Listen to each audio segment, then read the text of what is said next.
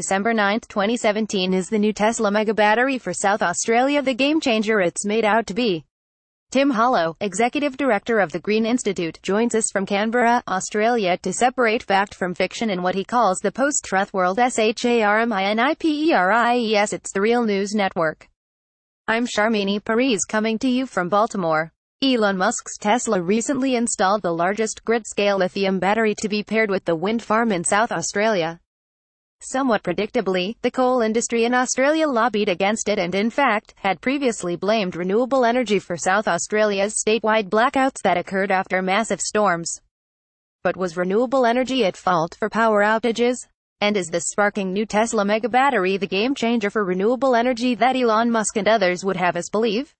Earlier this week, I spoke with Tim Hollo from Canberra, Australia, who is the Executive Director of the Green Institute and author of the recent article published in The Guardian titled, Elon Musk's Big Battery Brings Reality Crashing into Post-Truth World. Thank you so much for joining us, Tim. Tim Hollo, thank you very much for having me. Sharmini Peries. So, Tim, first, before we discuss the politics of all of this, is the Tesla battery a potential game changer in terms of energy storage and the viability of renewable energy? Tim Hollo, look, I think it is one of many game changers that we're just seeing coming one after the other at the moment around the world in the development of renewable energy. It's certainly going to make a huge difference to the way renewable energy is perceived, I believe. But it's really based on the fact that there has been this solid post-truth, as I put it, critique over renewable energy coming for years, which has never really held a lot of truth to it. In Northern Europe, there's countries which have not used battery technology, but have had very large amounts of renewable energies in their grids, the northern half of Germany, Denmark, and have managed to balance their grids very effectively with good computer technology and good management. I think Tesla's high profile and the way they operate can be a game changer as much as their technology impact in some ways. Sharmini Peries. What is the political backdrop to all of this coming about, Tim? Is the coal industry floundering in Australia as it is in the US here? Tim Hollo steps behind the US in terms of the floundering, but yes, absolutely, it is happening. Coal is mounting its last stand in Australia as it is around the world. Its backers in politics and in the media have been using this opportunity as they use every opportunity they can to try to undermine the growth of renewable energy. They, particularly those in politics, I think those who don't have a very direct financial stake, the really big problem that they have is that renewable energy lends itself to decentralization, and therefore to democratization of the energy grid. That means that it's much more difficult for very large corporations to maintain the hugely profitable control that they have. They're doing everything they can to undermine that, to slow it down, to hold it back, but it's not working. We're seeing huge coal mining developments that would have gone ahead a few years ago not happen here in Australia, not because the governments are blocking them, because actually the governments want them to go ahead, but because the market for coal is evaporating. Australia's coal market is primarily more of an export to countries like India and China than it is locally. But local coal-powered stations closing down, and with India and China increasingly turning to renewables as a better solution, the market is evaporating and the coal industry is really starting to flounder here. Sharmini Peries. Is there a growing pushback going on in terms of the Tesla battery's capabilities and the coal being phased out? Is there a pushback from the coal industry? Tim Hollo, since the battery has actually been implemented, there hasn't been a lot of noise, which is what I was predicting and which is a really positive sign that this battery is going to make a difference. There was a huge outcry at the time and before it. As you said in your introduction, I think the trigger for it was a series of blackouts that happened in the state of South Australia, which were triggered by some really massive storms that we had. What happened was that those storms brought down the high-voltage electricity wires, which tripped the system, and the whole state of South Australia essentially was blacked out for a period of time.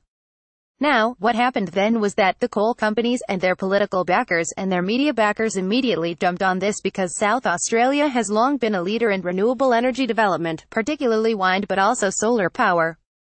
They blamed renewable energy when in fact it was the high-voltage wires that went down in the storm, and it wouldn't have mattered what the supply was. It wouldn't have made any difference what the supply was. They used that as an opportunity to attack renewable energy, and they did so very viciously. Then when Elon Musk came around through an interesting coincidence of Twitter conversations, they turned on him quite nastily as well and said that this was not the right solution. Well, it's a solution which has been adopted, which is now in place. Interestingly enough, there's been radio silence, basically, from the critics since then. Sharmini Peries Tim, a Yale University report in October of 2017 found that more than 70% of Americans now believe in climate change, and over half of the Americans, which are 54% of them, understand that global warming is mostly human-caused. This is the highest level measured since their surveys began in 2008. Now, do most Australians accept this concept that climate change is being caused by humans? And what has the response by Australians been to the kind of continuing of this government's efforts to continue to produce fossil fuels? Tim Hollo: absolutely. In fact, a higher proportion of Australians do respect the science, believe that climate change is happening, and believe that it is caused by human activities. Australians have, for a very long time, supported, when asked in surveys like this, transition to renewable energy and a swift transition to renewable energy. What we've had is a political duopoly, basically, with our Conservative Party, known as the Liberal Party, confusingly. But our Conservative Liberal Party very strongly backing the coal industry and led by, over recent years, mostly, climate deniers. Although our current Conservative Prime Minister is not a climate denier, but he's kind of leg rope to the far right of his party. And at the same time, a Labour Party, who's been very torn as well. They are a reasonably progressive party that on the surface talks about climate change and believing and respecting the signs of climate change, but they are also a union-based party, which is very firmly tied to the union ribbon in Australia, which is and has been historically very close to the coal industry. We've had this problem politically where most Australians want to see action, and they want to see action fast, but our two biggest political parties don't. That's part of the disconnect in politics that's going on globally. I think that's one of the key aspects over here in Australia, this increasing disconnection and disenfranchisement, where the political parties simply aren't doing what the people want them to do.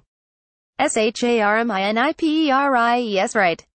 Tim, Reuters recently reported that South Australia is turning to wind power. Has that triggered a shutdown of the coal-fired plants that has led to this outages across eastern part of the nation? And from what I understand is, Tim Hollo, the short answer is no, we're not having power outages very much at all. And we're certainly not having power outages that are caused by power shortages. We're having a huge increase in renewable energy growth in Australia, led by South Australia, also led by the Australian Capital Territory, Canberra, where I'm speaking to you from, but also happening a lot in Queensland, in the north of the country. Really big expansion in solar, large-scale solar power, as well as wind. We really don't have power shortages in this country. On the occasions when we have blackouts, when we have power cuts, generally, that's being driven by external factors like big storms or heat waves. The big storms are the bringing down power lines.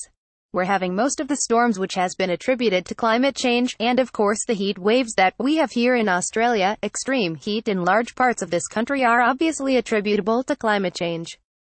What's interesting there is that the coal-fired power stations, which still form the bulk of Australia's power system, are much more vulnerable to extreme heat than the renewable energy power generation.